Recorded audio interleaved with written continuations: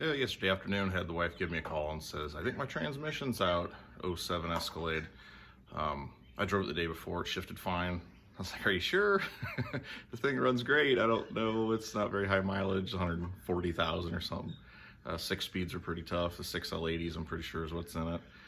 She's like, yeah, I just put it in reverse and there's nothing there. I was like, well, that's odd. So drove up and first thing, just pulled the dipstick. Fluid smells fine. Got in it, started it up. And it's just literally, she was right, there's nothing there because shifter is just flopping.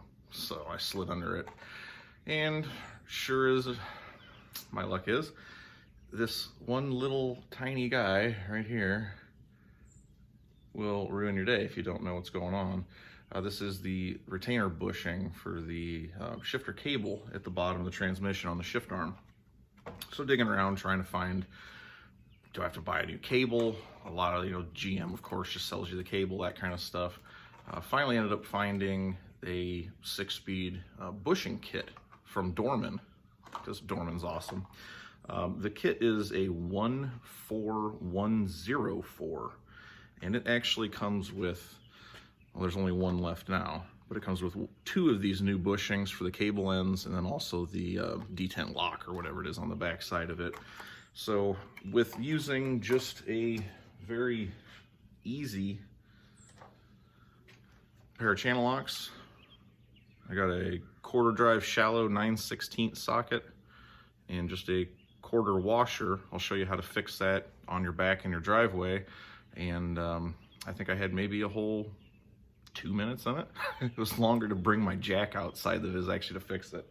You can get them on Amazon for, I think it was like $11, something like that. And then of course you go to O'Reilly's or whatever, and they're twice the price. It was like 25 bucks, but they had it in stock, and you pay for convenience sometimes. So either way, if you're doing a transmission service or something like that, these are getting old enough that plastic bushing is starting to just get crumbly, and that's exactly what happened to this original one. You can see the actual lock retainer's gone, and it's gonna fail. Just replace it before you get stuck in a parking lot, or your wife driving it calls you and she's in the middle of nowhere shopping. Oh, my car won't move. This is what it's supposed to look like. Pretty simple little bushing. And this is what time has done to it. So take a peek, very easy. Where is that card? And again, this is the 14104 Dorman kit. Definitely nice. I'm gonna actually throw this thing in the glove box, so if this ever happens again, I have it on the truck. But take a look. Hopefully it fixes it for you, and you don't have to go buy a $300 cable and spend half a day replacing your shift cable, the entire mechanism, just for a stupid little plastic retainer clip.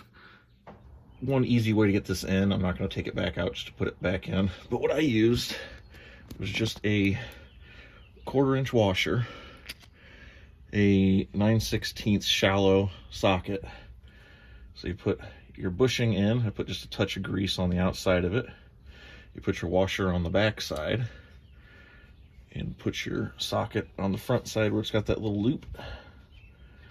And if you hold that in place, you can get yourself a pair of channel locks, and then you'll squeeze against the washer in the socket, and you don't have to heat this little bushing or anything, and it just pops right in without having to really fight it at all. I mean, that was like a 2-minute process. So give me a second, I'll show you the part number for this kit.